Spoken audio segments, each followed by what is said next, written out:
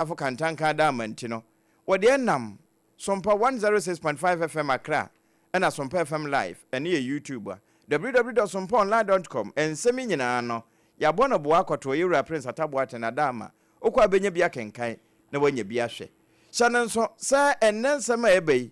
na watwene die nyina baba beka ho ne de ne de di mo akotene ya beti bi ne se Ghana of we bi kira se ya kan independent no a yanya mfinhia adiosia enkono no ene wo mpuntuo ababura chese mfa yede mu nchimu babra NDC Dwemtreni a woda ahafo ano South East abaton peswa so e de atudwa chem se ene omo aban mu omo sre nkabom ne mum enyem papa mu sade be na wo man ye betimi asini ye building prosperity say tebia de cement na be de na mampeni akwa bi hontama de wo hia ye de honsam ba ye wie pe ne ate asim ewa na awatwe mu free na no dwoda besi nrafie ensam wa baaye na doso pa na dabia ya na meka bi owo a wote a obeti we su si Ghana ha ai Ghana de no a ebi su owo a obeti ozi enya nwanwa ami man Ghana de ombetimi aye wombetimi aka ebi mu su owo a wote ase asasa eno ano no ni nyina ye sansi ukoso ede amaw na wasa etie ne bio enuanom ne ya basa obrempon na kwaku ampoma odoma nkoma chi amene mene nana opon checheku ena afei triple a mine ajapia apamadada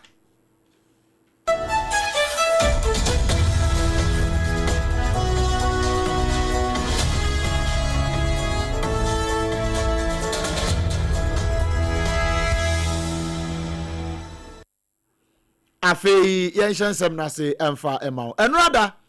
eno man Ghana mu yekeka asra na ne gusu na no na nra eye Ghana birthday enu nti yetu hulele day aya holiday afofida ede mo man Ghana danu mu ena ya mane boni ba wa beidu wotefa mu asantema mu ena wo busa Ghana fo bebre ye wa asantema ntam se aso se yeka Ghana si enya mfinhia adiosia enkron ye aka kituwa bi ni enya mfinhia adioson na ye se Ghana bekuta poma anesa na ya hesa ne ba bia ya duru se wa man empuntu okwan so mu hu no san wa mso da bi munyai Ghana no de empuntu na boy hesa ne Johnson abo akoko asani a etiri abokoto no ye de akogura topre e na ye hunu ba bia ye fa ekotoku emfa na ma mo kira se sani ye nyini aduru enya so bra mpo no man Ghana ya bo no wo mo kire ba wa be edu sei mpuntu de se hu se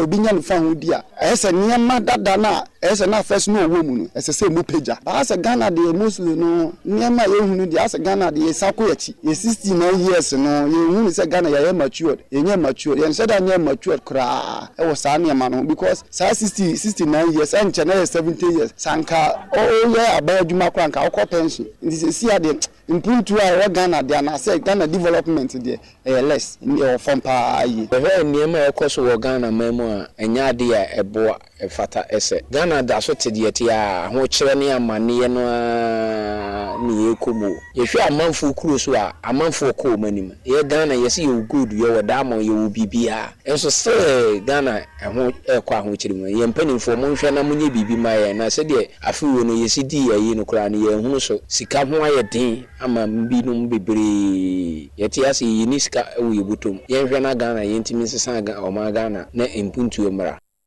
yanhwe na yensesa o man Ghana wonu amu de akua afi yakofre na ama eno ka ho bi ena mpuntu na manfo se yensesa no nsan kwa akua sebe ya mpuntu no ebetumi aba amane we yamane boni ba abeidu eno ososo ani nyina etoma ne yemfira santema mu a ebepie nkra etwago ewe wiase nyina sanso ena yamane boni Ebenezer owusu ansa enso atonkratwe ede afri eye ahafo ano South East abaton peswa so na Dwemtreni a woda NDC amanyokon ano yewra Abdullahi Fusteni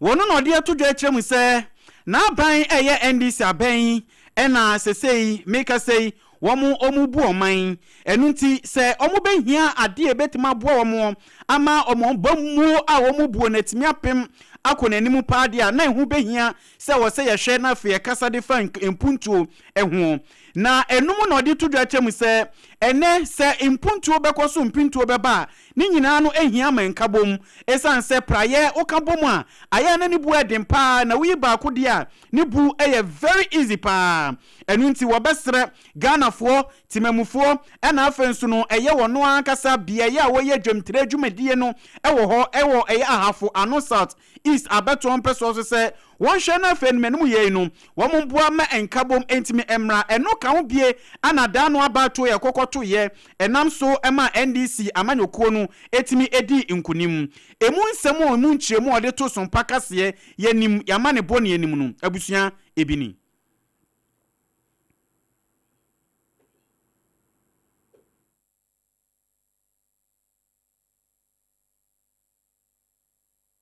Yemeka che omanfo nyina ne se titi ahafo no South East mba se obia nya arehwemu ewo aban ni se nipa aban de egu kwan mu a oye no ye nyina eye mi so nya arehwemu nya twan akoma ema no ye nyina hwehwe no ye gidi se nyankopon nti ye nyina ye nsabeka meka che party no nyina ne se party eba power enye 1 year na na obia de benya de ope ye gidi se mreko eko nanim no eno na bema obi aso betime enya ne breso emfaso nti ye besere se NDC ma aye minya hwe no obi anka na koma ntuni yem nye mfa mpaebo emwa aban no na ne ye pa oye a ene okodwomu okohia otumi se bibia abafom kama ene ye ma no dadifo emukodwa ba na omani age eba na anwo emoto bibia abafom kama wei eye dwemtreni a wada NDC amanyoko no ano ne nkrabata ewo eye ahafo ano South East ena abusua yete ne nkan amanie wodisi amane boni Ebeneza owusu ansa so ena woto edemane yen ene mampane His Excellency John Dramani Mahama sade enira wo mai ye fofi anase ye je ye ho firi kwesi kokko nsam finhya makoma akoma aduosi ankono nie no eho afahya na asem ti da so won mo kani pray say building prosperity restoring hope no say ansa na ye say obi beto bo abo na ne nice bi so na e bi hye ne nsem deda enti wonim de wo kantia wo kan building prosperity na ade ye building ye sin so asa te bia cement ka ho ne no na akọ tema ene na afa ho a we no cement factory we ya foforo kura o aba bebo ade ebeboa ama yetimi asie na yesi ne ye na no wo cha se afibia entimi kura 400,000 tons annually ebenoa na ede ama timamufo nso enye so mfaso enti sa planti eno wo mo cha se eyesika pa aba no ede ahyem $150 million sade be ya ebeduma boama enema yeye enti we no se ye ka kura na bibire ma toye na fa ha eni wiase nyina no world's largest cyanide clay plant ena wo masi no na mampani ka no na no ponchecheku wa bere ne kwa kunu gina na no pe de wode tu dwane. This investment sends a strong signal to the international business community that Ghana is open to serious industrial investment. It demonstrates clearly that when policy environment is transparent, stable, and supportive of enterprise, the private sector will respond and will have the confidence to mobilize capital and undertake projects of global significance. The government of Ghana will continue to maintain such an environment, and that is my pledge to the Ghanaian private sector. I'll make sure that the environment is conducive for you to continue to invest and make a handsome return on your investment. The cement industry has attracted notable policy focus over the past year due to its key role in construction, housing, and infrastructure development. At the end of 2024, cement prices have risen sharply, reaching approximately 120 cedis per bag for 42.5 grade cement and 113 cedis per bag for 32.5 grade cement. Enti sa cement we kura no wo ha ye wa munkuma ye wa dantamu ne ye wona kese enti amfa ho ne se de osikate obenya bia to na onso wode asi ama ye na yewura Frederick Paul Abech wono ana ye pani a wotua wo ma no se kwankyerefo edema Continental Blue Investment na pani wa mananso ho wono so edibi eka ho ekire enepa wono mo ne de wo mo asiesie pa ede ba beboa ama serementi adwumaku no atimi afa ne tampefra na temamufo nso wo monya eso emfaso de pani no wode to na na oponchichiko enim enie.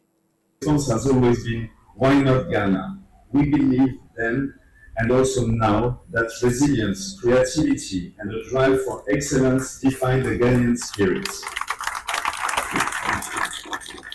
Today, this facility stands as a manifestation of that belief.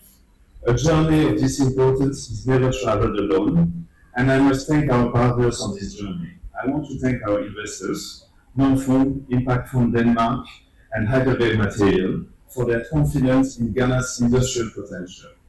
Our technical progress was made by the expertise of Fuller Technology from FLS, with the support from our local construction partner, Desimoni Limited. We thank also our financial partner, Société Générale and IFO, for providing the foundation for the $110 million investment. Entrepreneur wakasa ye Frederick Paul Abech wono ena Continental Blue Investment wotua wo ma no German Bruni ya ho se Mama Elizabeth Ofosu ajare wono a eba agri business trade and industry wotua no tachime atifim ra se bedwani no wote ho abonsu kire se ye no munsu e de atwen ope afa yenwura mu na watwi mu nsamo a etetefa mu oman Ghana mu na so mpaka se ye wo so ma wo na edise wo site bio no ye mo ho nkomo emfa ema na watwi mu no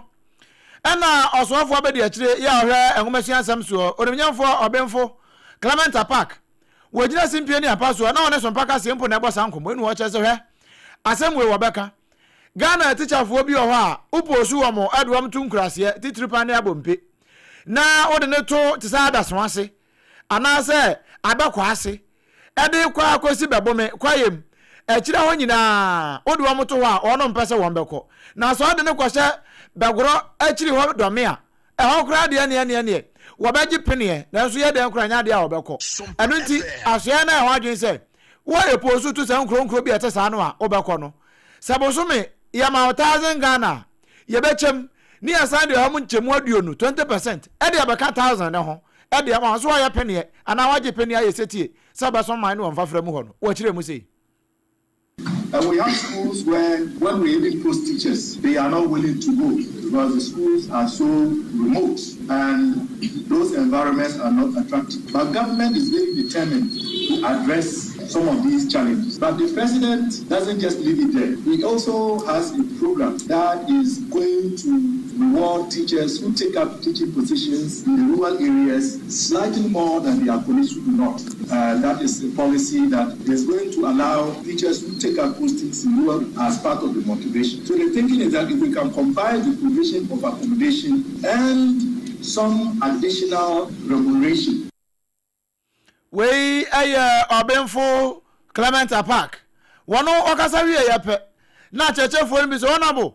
hwe yeko suku ya mukrampo no yakobi binum kra se wo mutitefie eno nti momfa wo madwuma yi mu anokra kwa bo achi bidin wono mu nso a akosuku ni bia wo monya ba bia chere kakra adesuafo so de a ena popra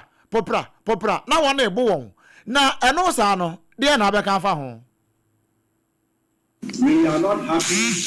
with the hooliganism, the lawlessness, and indeed the misconduct that we are recording in some secondary schools. Not all, very few. But as the saying goes, one bad nut can soil the taste of the rest of the nuts in your mouth. So please stay away from such behavior. Conduct yourselves properly, focus on your studies, and let your colleagues know that those who refuse to conduct themselves properly, those who misbehave, those who will be lawless, those who will engage in acts of criminality will be dealt with. And I'm sure you heard that some of your seniors in some of those schools where we had reports.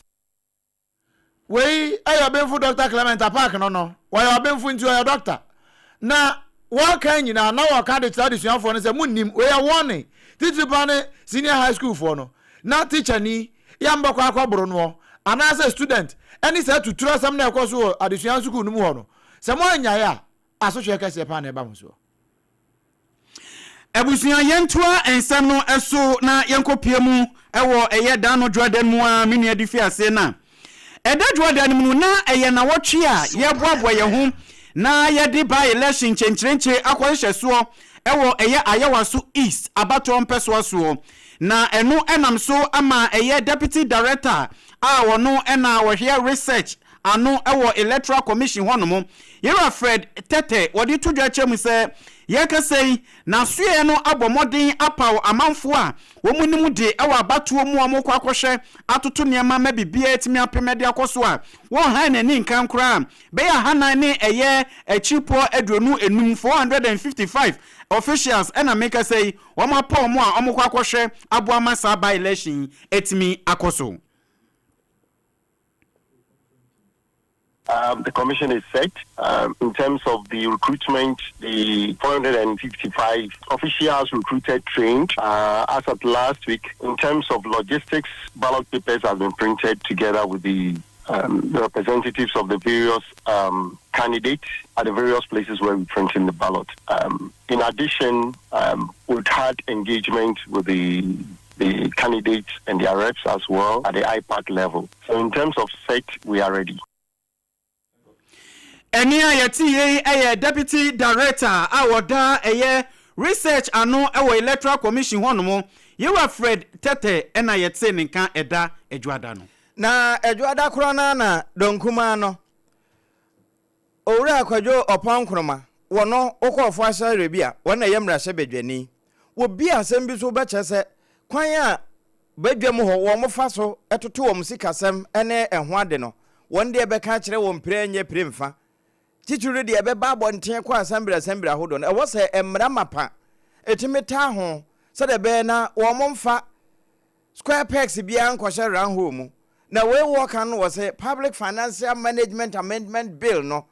se ayira mpenimfo wo mo hwehwe. At our committee, the Committee on the Economy and Development, the nickname we've given to this bill is the No Plan, No Cash bill. And the specific loophole it seeks to close is that today there's room for ministries, departments and agencies and metropolitan, municipal and district assemblies to embark on projects or programs which are not exactly emergency projects or programs, but projects or programs that are as though they are part of their normal work, except that they have not been certified under the National Development Planning Commission's plan, which they would have received from the ministries, departments and agencies. And so this amendment seeks to deny Ministry of Finance the opportunity to fund such projects and programs. Program ahodo ni project bia ansadam fankra temu na mpenimfo enso ya anya ntomo no ye mo ho bra fasika bia mfiri baabi we se we de na nkan ye nhyehyeye ho nanso monji we mfanya no wo mo enso so bio na no na wura Camilo po aman wono we deputy clerk e wo mrase badwafie ho wo chese se ba emra fam adwoda no enema nyina de da na kwamu a wo mo ye nhyehyeye bewie kura akontabuo mapa ebesanso apiem ama womo a saa sika no kwa akoye ho adwuma mamfaso abanyina no womo nso awia bebom ama wono mahunu bie. By amending the PFM Act, the bill would, among other things, make development plans duly approved by the NDPC the mandatory basis for the preparation of the annual budget. It also requires publication of annual progress reports as a precondition for the inclusion of estimates in the budget and for the issuance of expenditure warrants. It seeks to empower the Minister for Finance to remove funding from non-compliant entities. And it also seeks to ensure that releases from the DACF is tied to NDPC approved plans and progress reporting. Enti the boss DACF no, eno ya Desert Assembly Common Fund asem no worker no watwe ne tia. Yewura Camilo po aman. Na ya twansam ne so ede yewura mu edadwoada. Na edadwoada no mu no a yewura mu wie ye no ya pie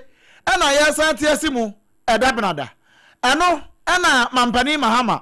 wakasa ya wachire se na no enra ne na wachwe ena me wafa kwato se Ayatola Ali Khamenei so ewo Iran ewo berekwa na Benjamin Netanyahu apam wofa wono so ka hono bie na ayese ya wofa no mienu nyina no ne wo mape ntokwa pa amwo mo nam so kra agoku Ayatollah Ali Khamenei ama Mojtaba ana sese wo mo eswan wo so ba bedi ade na ne maame ne papa wuo no o ba to aso de afiri ho eno na Mampani Mahama kire se ne yakoso Iran no ebetimi ha Ghana pa o ene yeso Mampani kirem na wo kire mu sei. We know that these shocks will come, but when they come, we must prepare ourselves to make sure that our people are protected. Because as it is, that is the epicenter of global oil supplies. We know when the prices of crude go above a certain amount, it has a negative effect on our countries. And so we call for the cessation of the conflict and the return to dialogue so that we can see peace come back to that region. Wey aya Mampani Mahama in fact sabra no watwa ne ho saa eno asan de be kasa aye no eno wa chese no kura ne yakoso pa Iran ne de Ghana hwe yi a ebe ha yempa eda brada no a na MDC amanyokuo no MPP kan ho bie ankwanten krofo so kan ho bie na LPG enso eka ho bie wo mukoti akansie ewo eye ayawaso East by election no emu abato ni nyina ba na wiye no wopani a wono na woda eye certified international election no se observer yewa kwaku anyido na wobo abato no abaso stresse no kwasem ni obo electoral commission abaso pa omo ya de atoto niema ama abato ni wiye ya ntese yakoshe ballot paper bi ya ntese obi di bia hye nanu ko usembo tumrika ya ntese ebi mpokura chese nya de ayampene so anase bi electoral commission na musini bi owo bia ye bi wakotu anamon bi ama sumdwe ntimi ama wabo amanyoko na baso abo eye party eye electoral commission wabo mo so mabaso eno odi tudu achem se enye ne nwanwa se Ghana Mampani Yera John Dramani Mahama ebon homodem pa ewo NDC amanyokuo ni mu ehwe aboa amabibia etimi apem ede akoso by election echi ene Yera kwaku anyido ede nsem sei etu ejwa. I've been here. I entered the constituency just before 6 o'clock. We was an official EC observer. I began to notice the heavy police and security presence immediately. I was driving into the constituency, which is good. Of course, as we speak, this is the elections headquarters. I prefer to call it the elections headquarters because this is a digital Catholic church, and this is where post 5 o'clock all the heavy activity will take place. I know that the EC gave me this for monitoring during the daytime, and they've given me another one which allows me entry into the collision center, and I believe that it must be the same. So it means that the EC has done its work well in terms of properly accrediting. We Yera kwaku anyido ono certified international elections observer enode nenudisem etudwa dano ebnada krona enya bnana ne yebo na mum nkomo a koso wa yawaso East no ena ne yebo ma mansan atibie na emuno Yewura Musa Dankwa Global Info Analytics odikan pu bi kura de babetu dwa na saa pu yi ho no ena wie ya Yewura ni makonso wonso ka bi ede fa ho na de yentie de wode to so edabnada no. I have an opinion about Musa Dankwa's polls. I mean, the same person who did a poll for the NDC and said Baba Jama was going to lose, and Baba Jama ended up winning in the NDC primary. So for me, that is his polls. And most of it, you ask the question, who are really the commissioners of his polls? So for me, it's neither here nor there. In this constituency, you are looking at close to 50,000 people turning out to vote. I mean, registered voters. We expect that there will be that turnout to decide who must be the next MP for the constituency. I can assure you that our candidate Baba Ali Yusuf has been sold to the constituency. He is known as the homeboy. He is liked by all. I mean, you've seen it in these 2 polling stations where he votes, Rashad Islamic Arabic and English School B polling station. And it will tell you, we are waiting to see at the close of poll. Enti poll na Global Info for the Betos Musa Dankwa no moyo no. And director of research edema elections ma NPP amanyoko ni Evans ni makon wono nso be yi no say na Baba Ali won ejina mo maso no ewie ya ntwodie baaye no ensema wo kan yi ni. I'm very confident that by 5 p.m. we'll see a very positive results on my part. We've gone to all homes in the constituency, met them at their various workplaces, gone to their bases. In Nima, we'll see ghettos, we'll sell our message to them, and I believe they will respond, and respond very well by casting their vote for me. Enti we no edabna dano wo boss asem we so kura no wo na so ewie no eni da so nkwan ehwiegui ano ye edabra da no enti ehwiegu wie no na Ganafo ya gbatra e de awura ukuada no mu na ukuada no na ye HPV World Papilloma Virus Day anu nti yamane boni ba wabeidu wafato ne ho so na wo busa pomdin de ye pa ena wo busa wonu ma titiri wa santimantam ne se yaka papilloma virus no muni ma de kode ebinum se hwe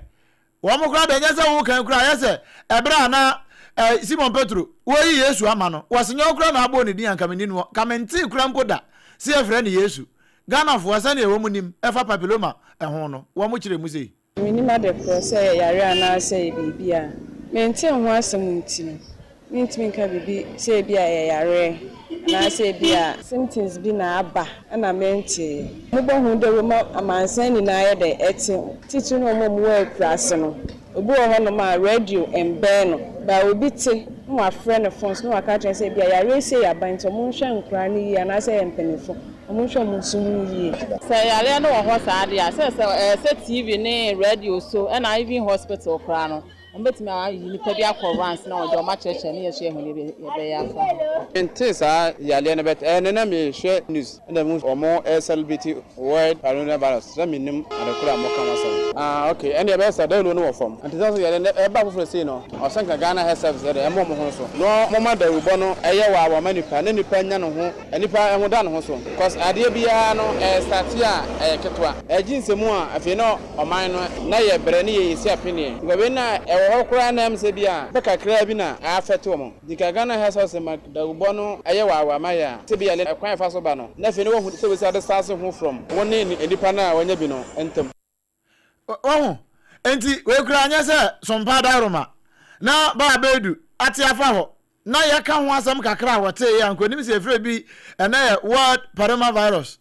eno wa kire mu no bi kura se wonim wonte ho asam kura da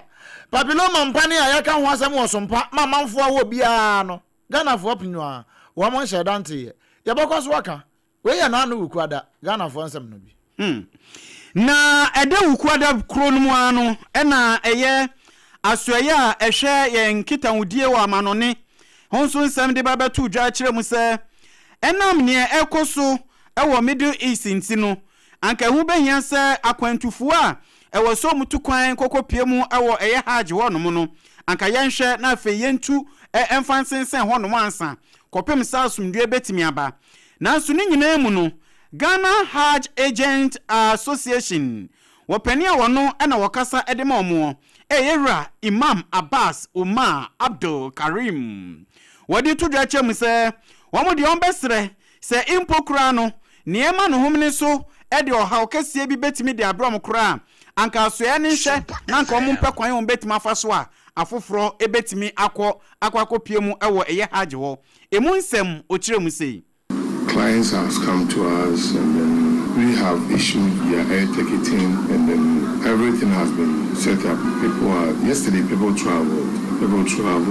even though the minister has announced. I know he has announced because of the safety of people and then the airlines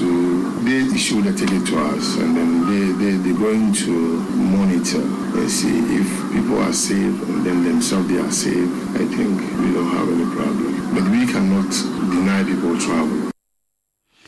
Enia yeti eye kasamafo edema Ghana Hajj Agent Association yera Imam Abbas Umar Abdul Karim ena yeti se wodi nsemi etu dwadano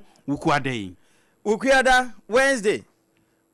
krona ana adwadifo a won wo kwaswa Old Market won mo nso TC se won be ye kire ne nyina ne se wutu senya East Municipality na ye se won mo ba be bubu de friend se won mo sotoso na won mo wo mpata no na fe won mo aba besi ne wɔn masi ne ye na no na ewie ye no de wɔn bobɔ na ɛbo binom ɛwɔ wɔ ho sɛde bɛ na aban 24-hour economy market no ebetimi ayɛ adwuma na we na association no pani a otua wɔn ma no Isaac Ba wɔ kyerɛkyerɛ amane a wɔn bɛfa mu ntia wɔn ani abrɛ bɛyɛ sɛ mpanimfo etu anamɔn bi sa anka wɔn nya abotra ansa ɛma wɔn nya baabi mfa wɔn nansi ansa na wɔn bɛyɛ bibi sa wɔn ma yɛ na asesesi a ɛyɛntam so wukuada no Honorable Set Saba ɔsɛ obebu atuagu na wasi store ɛwɔ bia na yedi edwa no na yɛne ne hyiae ɛkyerɛ no sɛ saa apata na obesi ne ɛmo ɛyɛ adwadifoɔ no because yɛhwɛ apata no de obesi a ɔsi store from 120 ana osi di ama adwadifoɔ no bɛyɛ adwadifoɔ hɔ a yɛ nipa 800 ana wasa place no nti sɛ si saa store na adwadifoɔ hɔ no yɛnya bi ɛngye ɛno akyi price on the to so no sɛ baako bi ayɛ 100,000 Ghana cedis ɛyɛ store no amu si no ɛyɛ old currency ɛyɛ 1 billion ɛna amu si no ɛnti so amu ka kyerɛ sɛ wo nipa baako ntumi ni a nipa bɛyɛ 4 and 5 maka bo magye store no baako ɛno nti na sɛ yɛ hɔ no yɛtu yɛ nyina afiri hɔ store no yɛsi awie kura yɛ adwadifoɔ no bia na obenya bi ɛno nti yɛyɛ ka no sɛ ɛyɛ panifo a ɛwɔ ɔman Ghana ha ɔmomlam na tu saa deɛ ka so adwadifoɔ no yɛni kamafo bia ɛno ɛyɛ Isaac Ba sɛ owura kasoa market no mu a wɔno ɛna wɔno nkabɔ mu ko no otua wɔ ma no na adwadifoɔ a wɔn wa ɛfrɛ wɔn sɛ petty traders wɔn a konko akyi konko no ɛno nso association no secretary Roger Apia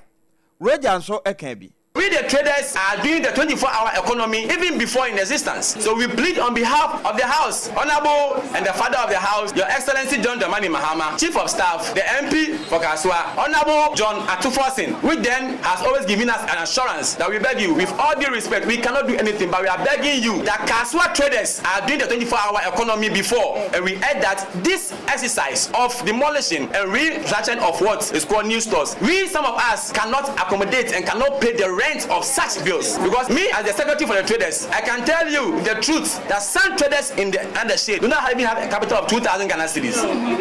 And how much is the person going to get 2,000 to buy the goods that he's going to sell before going to pay for the rent of the store? We are protesting because majority people over here who are selling and trading under Nkaswa do not have that capital amount of money to pay for the rent. Where you konko for Roger Apia ena wakasa ye na ko yom pesua so na wo so ani brenti wo boy John Atofosin nyina no na ewie na adwadifo no se we de mampani wo mukura wonsam akura ni akyekede ka ho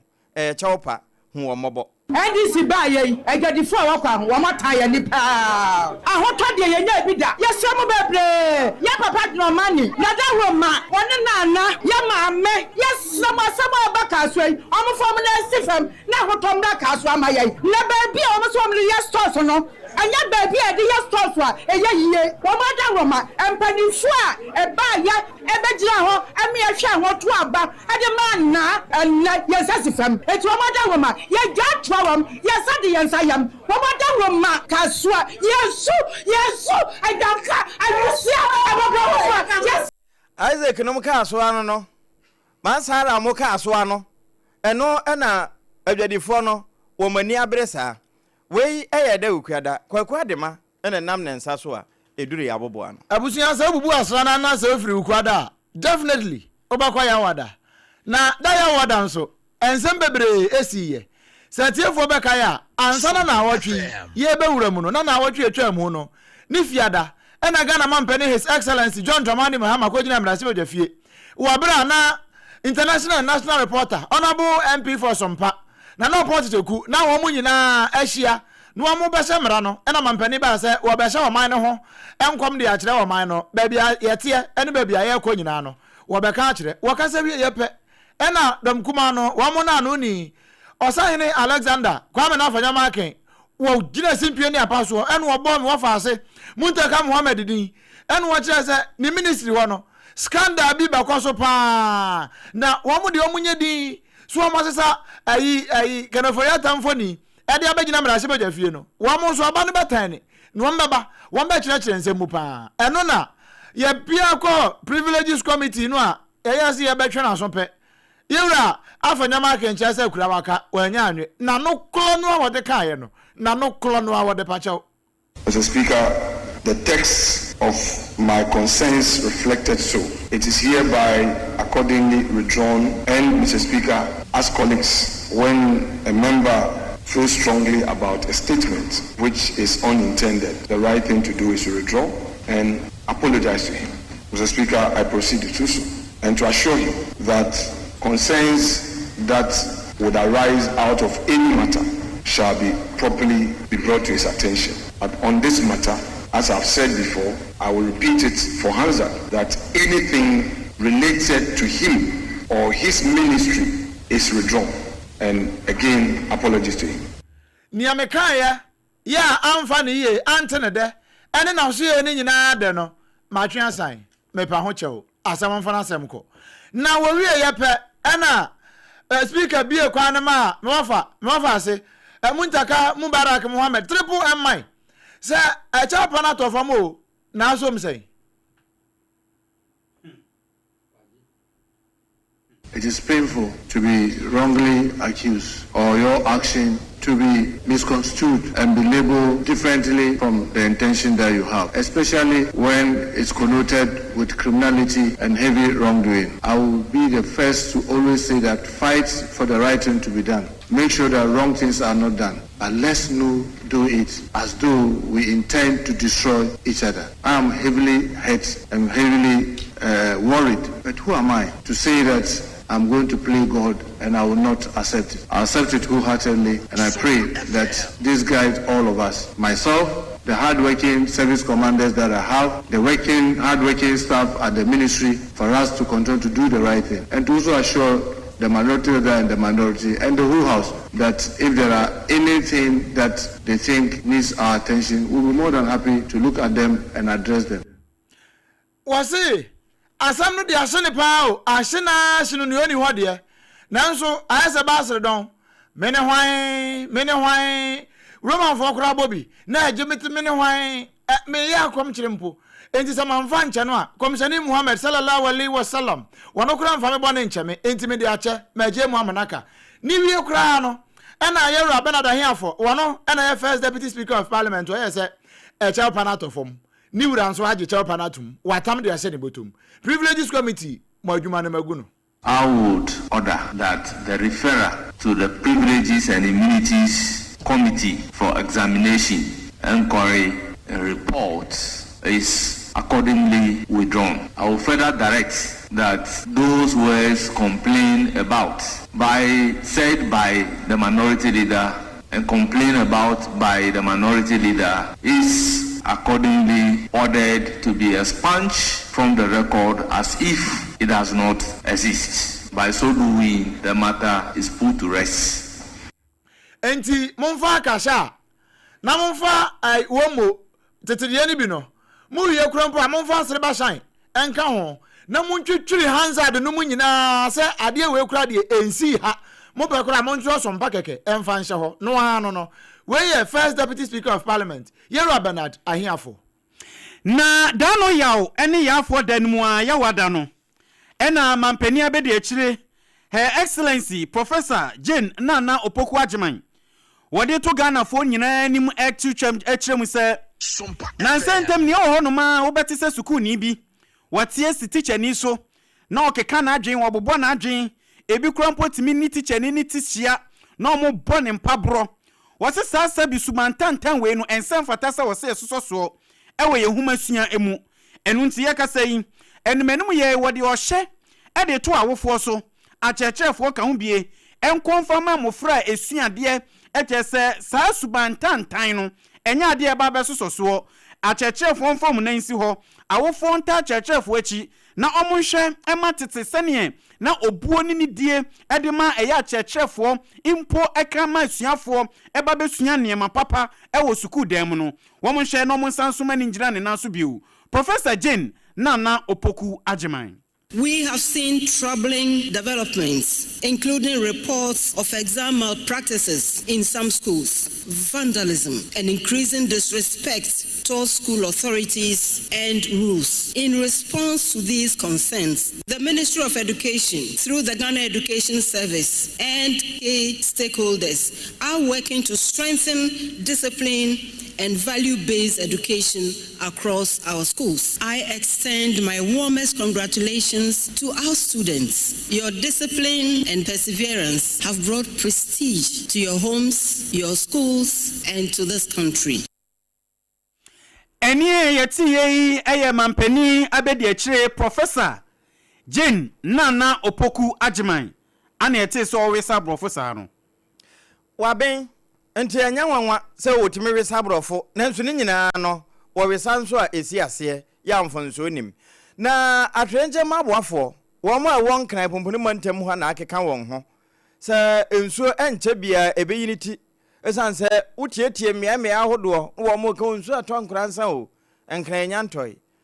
na eda sebo ebeto etonso a ene amanfo amia ni nyina ne se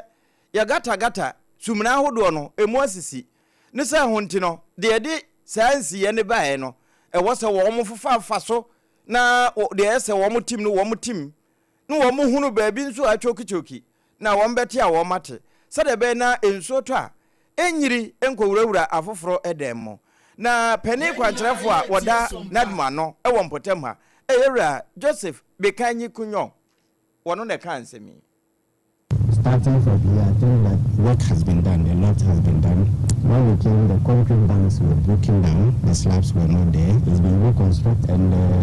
I am sure that it's just the finishing touches that they give to it and level up the fillings to create the buffer and embankments to ensure that water masses will when it comes. So we'll be going to other areas, east to go to Beshi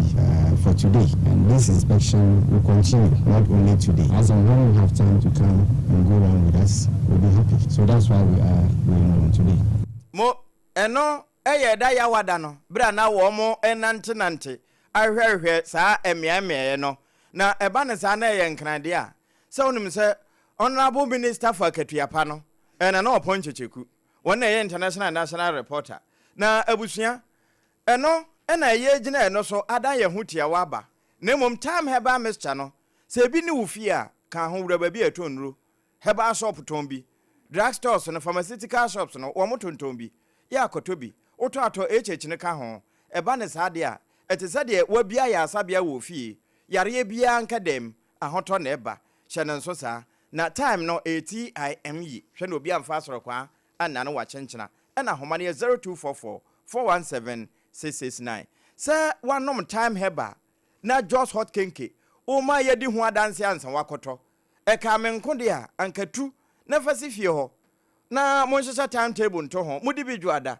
na benada moja atum ukuada no modi na fe ya wada moja atum fiada no asanso adi eba ne sa mode ahoden foforo kura enesi na awotwene mu ya no wahye ne nso esanse wono wo ye nchen yi wodi mayen ba bia wo bia nso utimi frɛ won wo mo ede dokono no bebre ayi abafie ana adwaba obi ase wo pa aduane de asom ahoho ye body 3 cedis pe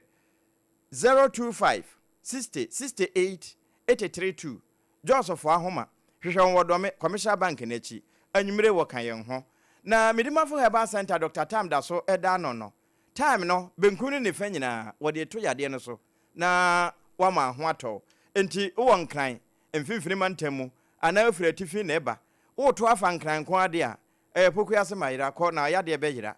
ana wo fira na afo ho na eboboba wo beduru asantemamu nko ade a abansu ku ni nhwe animu ewa abu akwa agogo kone yangogo yade ma Dr. Tam da so no 024477277482 wonwa na homa no ya na wone na kasa anwumre wo de apese odi bi adi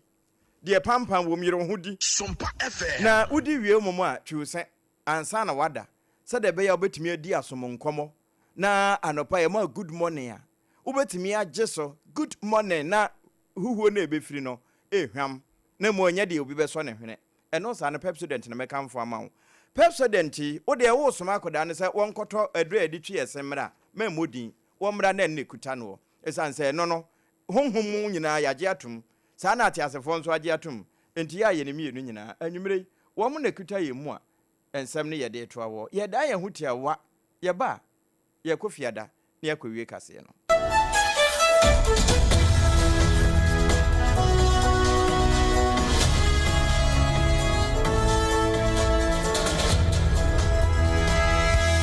Midimafo, Pokwase Maira Accra, Midimafo, Pokwase Maira Accra, Midimafo Heba Clinic Accra. And you won't hear passengers a gumi kaimui, a Hana do one aircraft. Hey, and this Accra and put away at the mo. And yet the Muampa, the said, Educam Atlantic International University, America Memo, about Dr. Dujanfi Babasu, honorary degree as a professor in biology in herbal medicine. It is said here, I am more. Oh, Mr. Minim wife, your copa war, 1 year, 1 city. Need send the 2 months and 8 years cano. Miss Connection and shut down Koye, na Esakakra. She say what Peggy Mama, what young Bem connection, what you want about the crowd. Stroke so dear, what found small. Tessa, I did you who any dear Siano. Yari Bia Tatia, ever Dr. Tamdasu and so. Diabetes, hepatitis B, prostate, hypertension, malaria. Yari Bia. Kumasi say, oh, opposite government school. No. And then Krahanso, Obepim, or Pokuase, Maira Kwanoso. For a doctor, 0244 774 282. And 0500 727215. Midimba for Herbal Clinic. Woodima for Newa. Yeah! She was saying, get a Pepsodent charcoal toothpaste.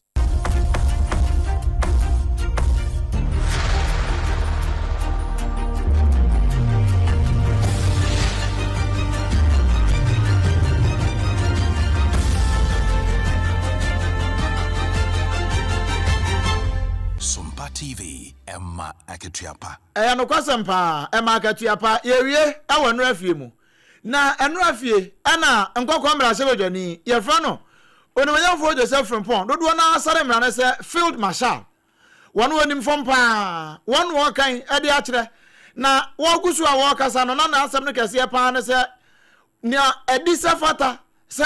international reporter mu say omo ye honorable MP for Sompa kakra sa mampani mahama ne na aban wamde ma won no ate akam mampani do something. You are not paying farmers. That's what my beef is. And in Parliament here, we are also suffering. No money anywhere. And you talk about reduction in inflation. Where is it coming from? If you don't pay, who spends? This is the time that the cocoa money should have boosted the economy. No money. So in the villages, the economy is zero. They are not growing. Nobody is spending. So how do you talk about inflation coming down when you don't spend? And you can't even pay MPs and give us our entertainment. You are all suffering, but you won't talk. So please be sincere to yourselves and let's say the truth, and the truth shall set up.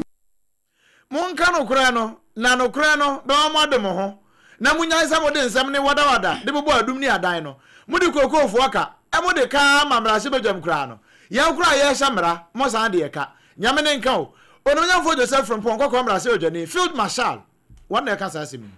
Na edefia denimu Ghana mampani His Excellency Yera John Kwame Dramani Mahama nso edi nsem bi kotu dwa ebro kopie mu ewo eye pon ewo eye pue mantem jumakuo bi te se Olam Agric Ghana na omu di jumasun bi wo ho ewo na mampani ekokopie mu wo hase ewo no di to dwa chem se Ghana fo bekaya ya bani eye cooking oil a ye de nam eye yensa aseso inti ene inuane makomakom yensa bi aba beka ho eye mu ana makre ena afensunu tomato paste no ni nyina ya bani se ma enama sase so ewo Ghana hanum sei na enum nsem ena His Excellency edi kokotu dwa ewo dwumedie no ase sei. We have our own pasta factory here. We must make sure that cheap, imported, smuggled pasta is not brought in through. Recently, we've banned the import of vegetable cooking oil after the incident with 18 trucks that were found smuggling vegetable cooking oil. We've added rice to the list. We've added tomato puree, how do they call it in Ghana? Tin tomatoes. We've added it to the list. We've added mackerel to the list. I'm going to tell Minister of Finance to add pasta to the list.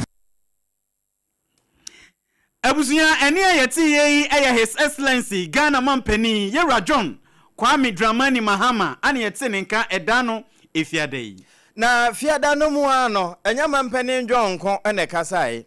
na mom wo mai kuayo asoye no so afo abade akire a wo hwe ho ora John Dimelu wono nso kasa bi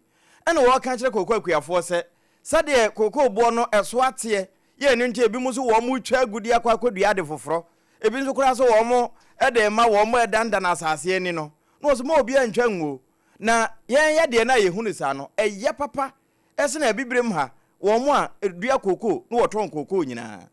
If you look at what is happening right now, some people were making some propaganda with regards to the pricing. Of course, when you go to Ivory Coast, it's even the price is even cheaper than Ghana. So it's not worth it to even smuggle cocoa from here to there. That's what they used to do in the past. So I think right now it's going to be the reverse. And so it's about the world cocoa prices, and some of the cocoa farmers shouldn't cut down the trees. I mean, they should just stand firm. Munyina pinti eno yewra don Jumelo waye Sarfo abedi akira wo hwekua yo ho nsem so we su na ye gina na Ghana na awatwi mu nsem ni nyina no ye de wo asie ebra ye transe e wo Sompa 106.5 FM so e won kran no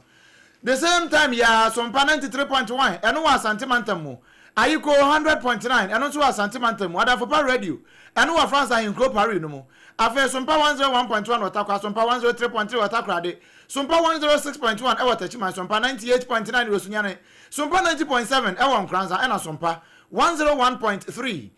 eno so e wo eye domama ni masase paso afa Doma FM 100.7 wajigu mu Kingdom 106.1 FM Mankasim udiko dane so eya Sompa FM ena afa Facebook no eya Sompa 106.5 FM Accra YouTube ni ya Sompa FM live ena Kadeshi Ban Radio so ji ya www.sompaonline.com so ensam no ya kruchere nyina e de akwa kugu channel so sanu anom no ye baasa wonu mo so ya sene ma ya de kase ebra wo no Pepsodent ebo ye chidom bidimafo ba center di ma ye just what kenki enso bo ya ma ya no muto so a na ye timi atibia dia na ye malaria du papa no ne atro ho TIM you know time herbal mixture wo madawroma ena kan ye ho ma ya de kase nyina ebra wo mimidin abrempona na kwaku ampoma wadoma kuma chi amene me Nana Opon Checheku Enafi Triple A mine Ejapia Apamdada Eleja Bobare